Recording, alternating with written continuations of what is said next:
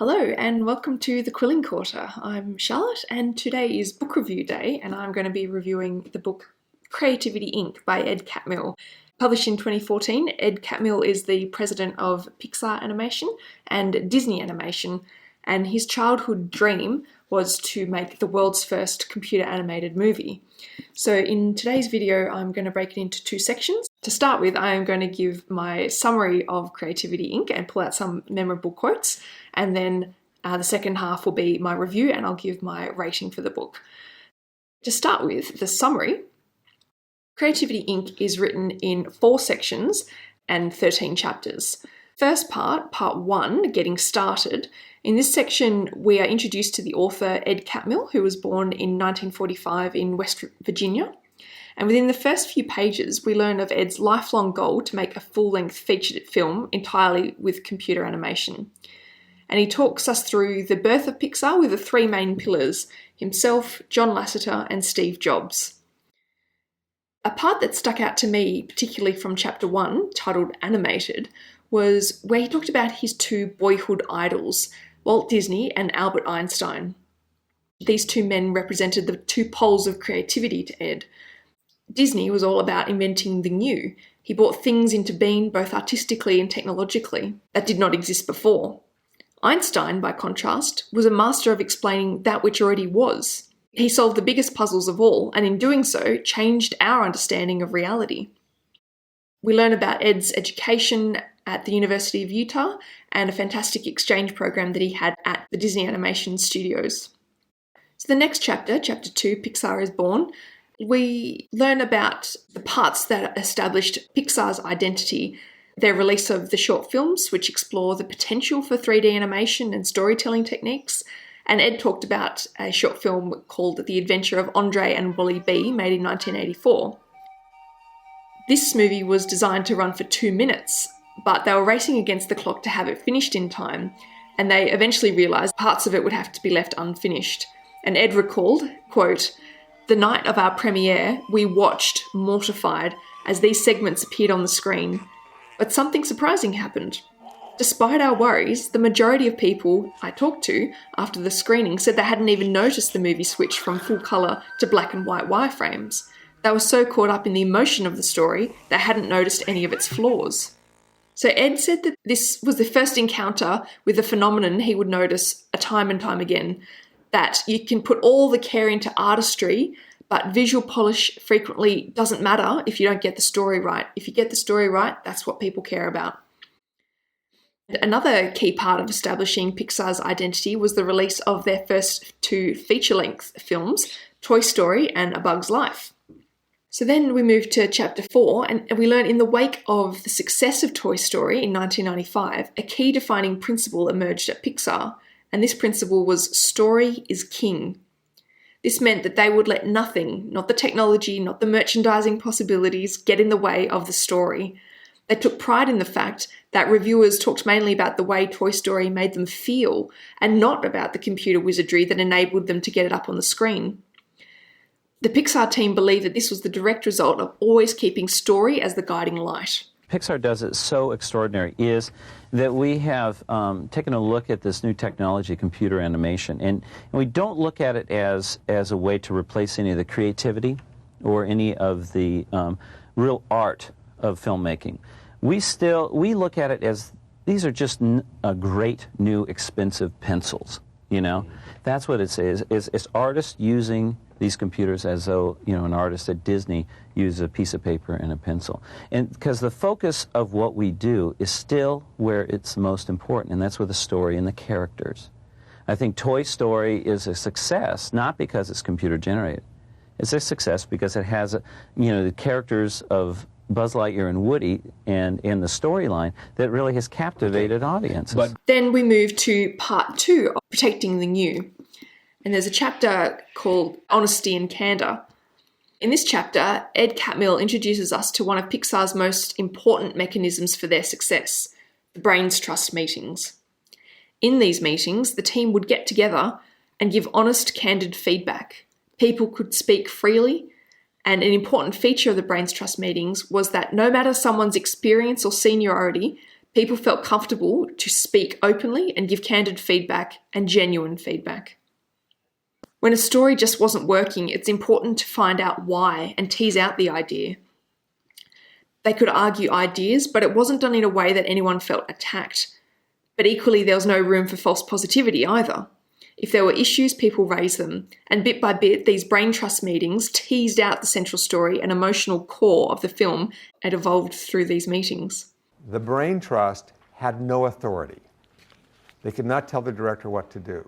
So when somebody else was directing, and now John is a member of it, he could not tell them what to do. I couldn't tell them what to do. Steve couldn't tell them what to do. And the consequence of that is that the director, the person responsible, was not coming into the room in a defensive posture, knowing that this group could screw him over. All right, so it changed the dynamics. But then we had to pay attention to a lot of elements of the dynamics, because in our case, we need a lot of deep candor about what works and what doesn't work. And what we found, and this is true in most places, is there are good reasons why most people hold back and they don't say what they think. No. They don't want to embarrass themselves. They don't want to embarrass other people. They want to look good in front of other people. They might want to grandstand. There are all sorts of personal, emotional reasons that get in the way. Frequently, and most of the time actually, they won't admit that they're there. So our view was that, as the managers, was not to actually examine the idea at the time. It was to sit back and examine the dynamics of the room. Because if the dynamics were working, they're going to solve the problem. So rather than me get caught up in the problem, I wanted to look and say, okay, are they all saying what they think? And the result is we've got this group which, on the whole, has done completely remarkable things. Every once in a while, it doesn't work. It collapses. And every once in a while, magic happens. But by setting that up and paying attention to it, we've got something where, on the whole, it's had a remarkable body of work. So then we skip along to chapter 7, which was one of my favourite chapters of the book, and it was titled The Hungry Beast and the Ugly Baby. This chapter talked about the pressures of success and how to nurture new ideas whilst they mature. The metaphor of the hungry beast and the ugly baby illustrates how to achieve sustainable creativity and change in a company. So allow me to explain. With the success of Toy Story, A Bug's Life, and Toy Story 3, there's pressure to feed the beast. That is, to feed the hunger that the beast of success now requires. The beast needs to be fed an uninterrupted diet of new material and resources to function. So when a movie is wildly successful, like Toy Story, the trap is to feed the beast and pump out sequels to feed its insatiable hunger. Ed contrasted this pressure, feeding the beast, with protecting ugly babies, or early mock-ups of films that were deformed, delicate, and vulnerable. They still had a long way to go before they could be released, and they needed to be protected from the hungry beast. So the ugly baby is unformed, vulnerable, and incomplete, and it needs nurturing and time to grow. Originality is fragile, and a company becomes stronger when they protect their ugly babies from people who don't understand the new concept. So the difficulty in managing a successful company is the balance between feeding the hungry beast whilst also protecting the ugly baby. How do you keep making money from proven successes while still taking new risks and ideas that haven't yet been realised?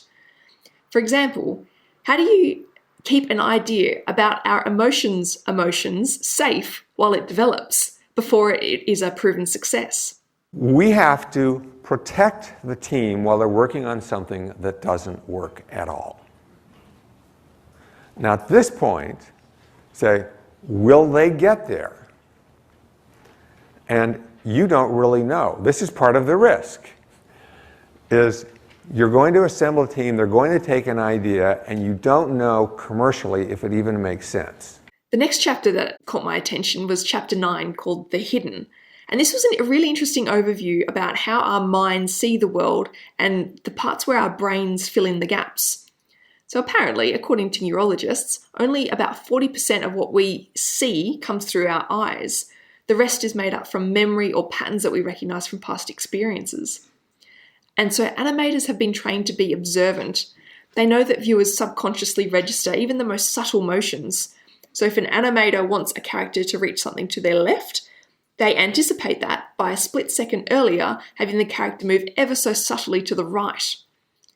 Most people aren't aware that this is what's actually happening, but our brain expects to see this. It's a tell that signals what's to come. And animators use this tell to guide the audience's eyes wherever they want them to look. And we aren't aware of the majority of what we think we see is actually our brain filling in the gaps. The next section, part 3, was about building and sustaining. And in part 3, Ed reflected on the stress and uncertainty of creating something new, mental models for seeing our world and for creating new things, as well as a secret ingredient to keep Pixar pushing new boundaries. So in chapter 10, titled Broadening Our View, Ed talked about when filmmakers, industrial designers, or people in any other creative profession merely cut up and reassemble what has come before, it gives the illusion of creativity. Craft is what we're expected to know, but art is the unexpected use of our craft. One of the advantages Pixar had from the beginning was that technology, art, and business were integrated into the leadership team with each of the company's leaders, Ed, John, and Steve. Ed was in charge of the technical side, John in charge of story, and Steve Jobs in charge of business. Art challenges technology, and technology inspires art, and this was Pixar's philosophy of integration. Art and technology should play off each other and spur each other onto new heights. A really interesting part I learned from this book was about short films. So short films are Pixar's way of experimenting. They are produced in the hope that they will provide a glimpse of what's possible, or maybe even a breakthrough.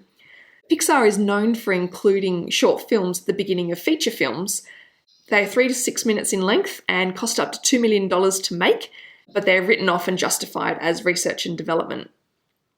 The first of these short films was in the early 1980s with John Lasseter's work on The Adventures of Andrew and Wally B.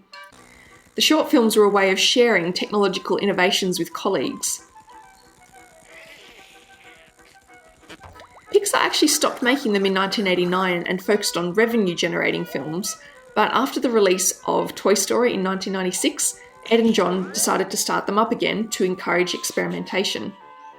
In 1998, Pixar released the short film Jerry's Game, written and directed by Jan Pinkova. There's no dialogue, but there is humour and a very strong story.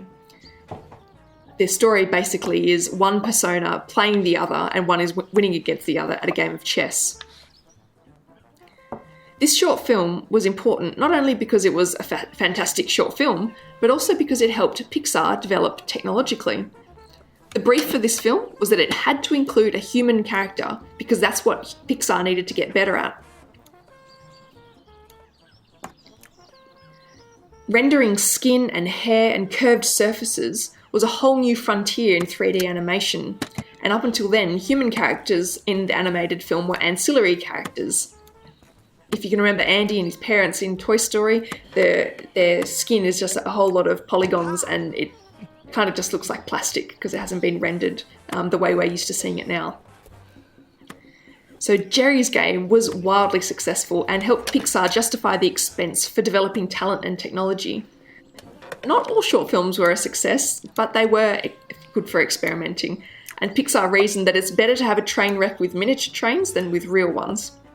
One of my favourite short films by Pixar was called Bao, which was made in 2018, and it won the Academy Award for Best Short Film. Again, there's no dialogue in this 3.5-minute short, but there's a very strong emotional plot, and it is brilliantly told, and it has great music.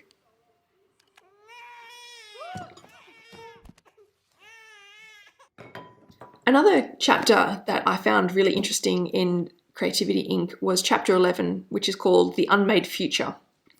And Ed says that when they're making a movie, the movie doesn't exist yet. It's not as if they're uncovering it or discovering it, and it's not as if it resides somewhere just waiting to be found. There is no movie, and it's just the creative team making decisions one by one to create it. Ed talked about a few different people's mental models for creativity. Some people think of it like an archaeological dig where you uncover something that already exists, or climbing a mountain blindfolded where the mountain already exists. But he doesn't see it that way. He just sees it as someone having an idea and it being created bit by bit.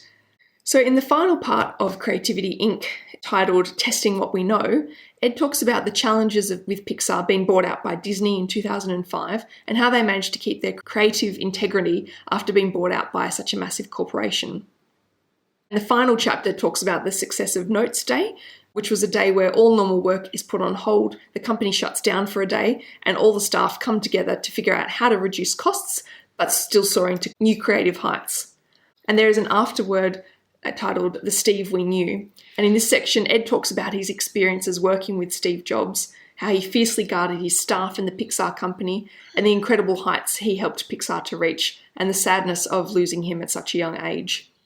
Steve was a big believer in the power of accidental mingling, and he knew that creativity was not a solitary endeavour.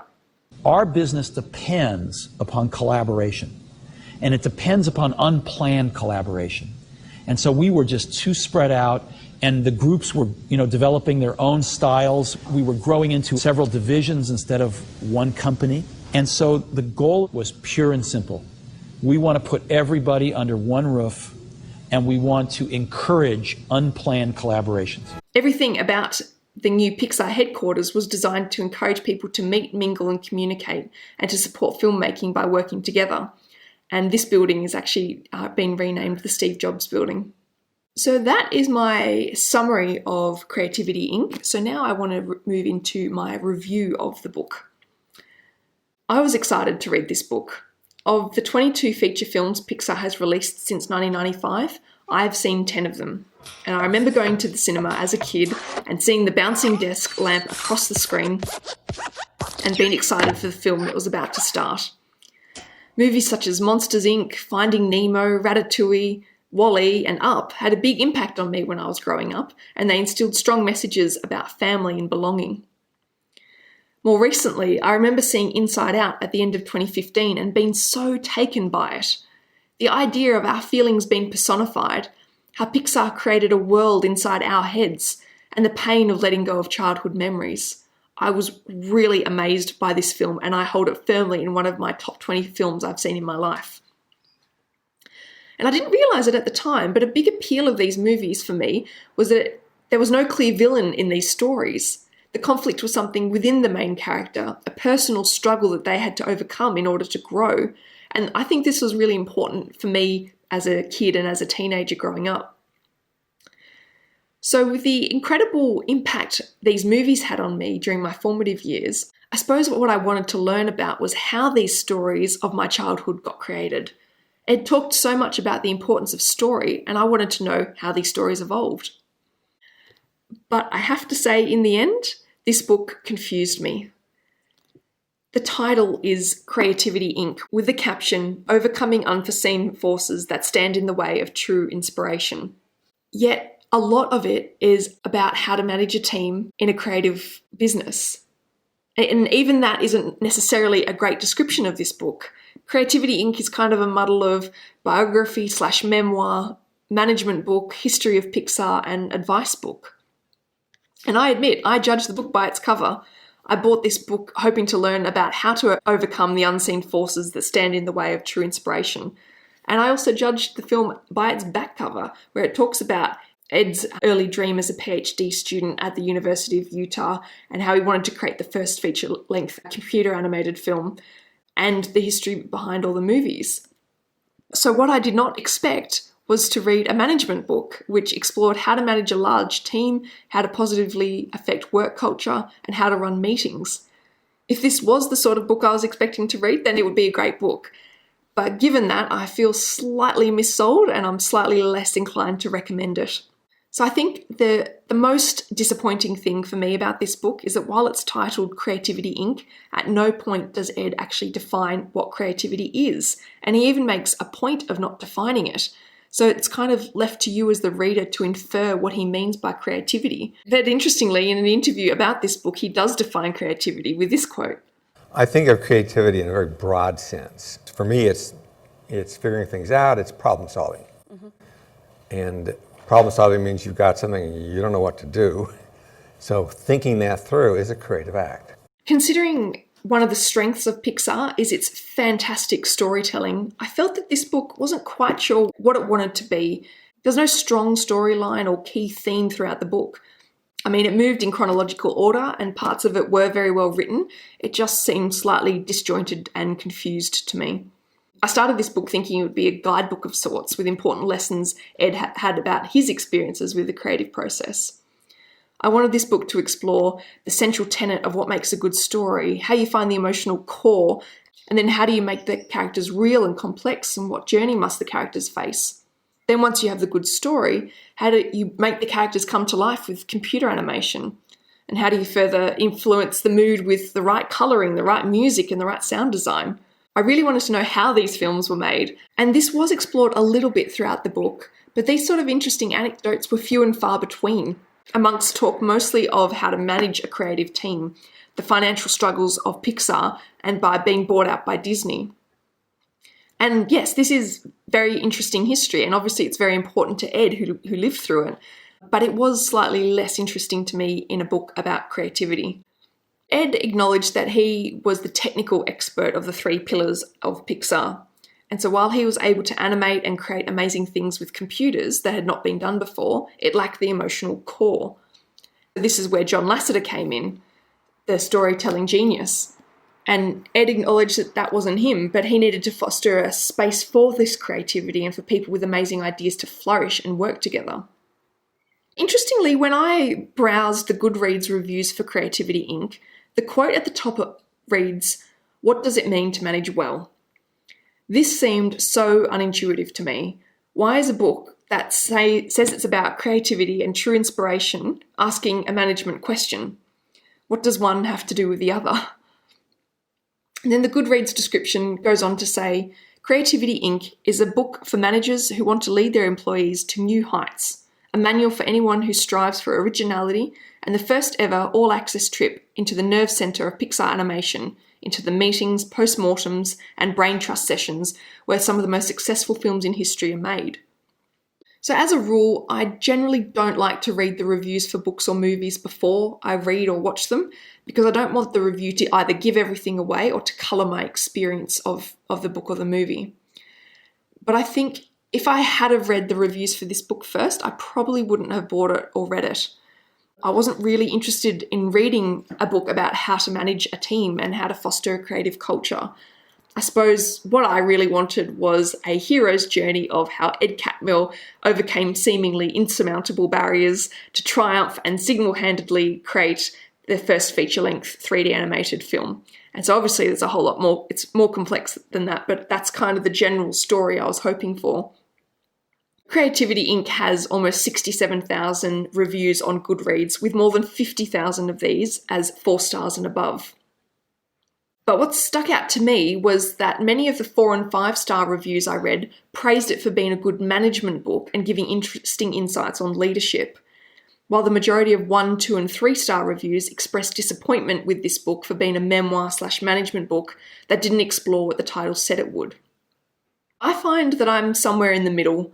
There were nuggets of gold in this book, and I did enjoy parts of it immensely, and I learned a lot. And as I outlined in the summary, there are some fantastic concepts and really interesting and useful mental models. And I enjoyed learning some of the history of Pixar and the dynamic between John and Ed and Steve Jobs. However, I just felt that this book didn't achieve what it set out to do, which was to explore the unseen forces that stand in the way of true inspiration. To me, this book wasn't about creativity per se. It was a management handbook on how to lead a creative team, and I don't think that they're the same thing. And so for this reason, I give this book 3.5 stars. I learned a lot about the history of Pixar, the 3 great men behind some of the best movies, and I would recommend it if you want to learn about how to manage a creative and productive and safe work environment and about the history of Pixar. But I wouldn't recommend it if you want a deep dive into exactly how Pixar created some of the most incredible movies over the last 25 years and where that inspiration came from. However, this seemingly harsh review is given in the spirit of the final monologue of one of my favourite Pixar films, Ratatouille. Ed Catmull talks about this in my favourite chapter of the book, The Hungry Beast and the Ugly Baby. And he said that while it is easy to be critical of work, I am so thankful that Ed Catmull wrote this book because it spurred me to learn more about the animation and evolution of Pixar movies, how technology has improved so much, all while staying true to the idea that story is the most important thing. So I leave you here now with a 2-minute monologue written by Brad Bird and voiced by the late Peter O'Toole. This monologue made the film Ratatouille for me, and this is how I'll leave you now. Thanks for watching. Goodbye. In many ways, the work of a critic is easy. We risk very little, yet enjoy a position over those who offer up their work and themselves to our judgment. We thrive on negative criticism, which is fun to write and to read. But the bitter truth we critics must face is that in the grand scheme of things, the average piece of junk is probably more meaningful than our criticism designating it so. But there are times when a critic truly risks something, and that is in the discovery and defense of the new. The world is often unkind to new talent, new creations. The new needs friends. Last night I experienced something new. An extraordinary meal from a singularly unexpected source. To say that both the meal and its maker have challenged my preconceptions about fine cooking is a gross understatement. They have rocked me to my core. In the past, I have made no secret of my disdain for Chef Gusteau's famous motto, "Anyone can cook," but I realize only now do I truly understand what he meant.